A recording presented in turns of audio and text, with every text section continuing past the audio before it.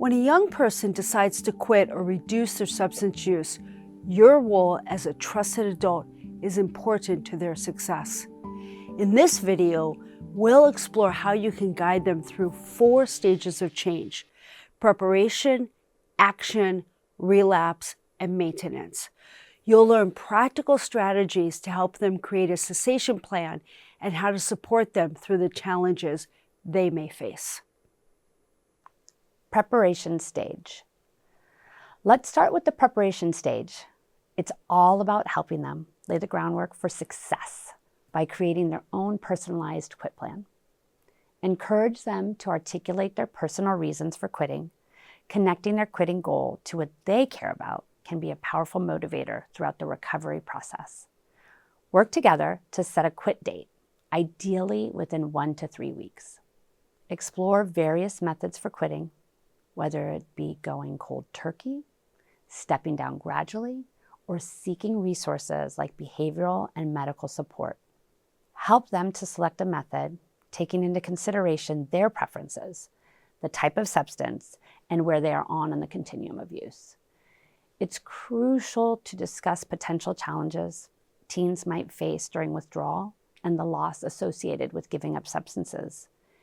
Be a source of information and reassurance. Let them know that it will be hard, but that you're in this together. Help them identify potential triggers to using, and collaboratively brainstorm at least 2 coping strategies for each trigger. For example, if social gatherings are a challenge, maybe they can opt for safe spaces or invite supportive friends. Acknowledge that skipping a party on Saturday where people will be using will be hard but worth it to avoid triggers they have identified. Keep in mind that different times of day may present unique challenges. Mornings might bring anxiety, while evenings could spark cravings or insomnia.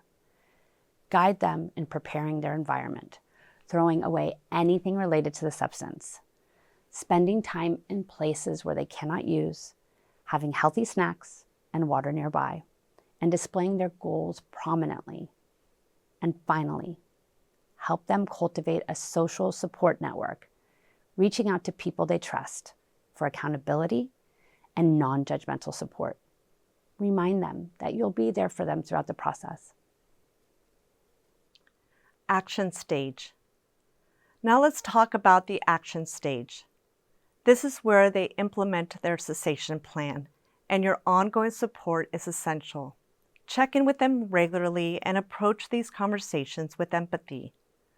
Remind them that this is challenging work and acknowledge their feelings of loss. Giving up substances can feel like giving up an old friend. If they're having strong negative emotions or worsening conditions like depression or anxiety, you might discuss getting help from a therapist. Prepare yourself for the possibility that the young person might not like you for a while as they work through withdrawal symptoms and loss. Don't take it personally. Just do your best to recognize the underlying need and respond compassionately. Relapse stage. Next is the relapse stage. Remember that relapse is not failure. It's a common part of the change process. Adopt a non-judgmental response.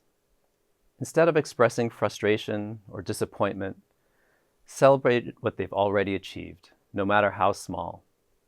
Even setting a goal is impressive. Help them understand that each lapse is a learning opportunity. Together, adjust their plan and work on refusal skills and other strategies to navigate future challenges. It usually takes multiple attempts to quit, so help the youth be patient and focus on the positives. Encourage them with statements like, "You're here now, and it's great that you quit for 1 month so far. You'll get further each time." Maintenance stage. Finally, let's discuss the maintenance stage. Even after they have achieved their goal for a period of time, stay available and allow them to decide the frequency of your check-ins.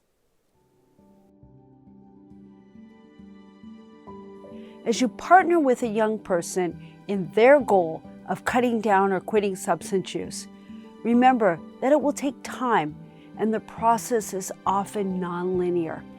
Try to be patient and non-judgmental. Listen to them and empathize with their struggle. It will be hard, but your steady and compassionate support can help them build resilience and commitment to lasting change.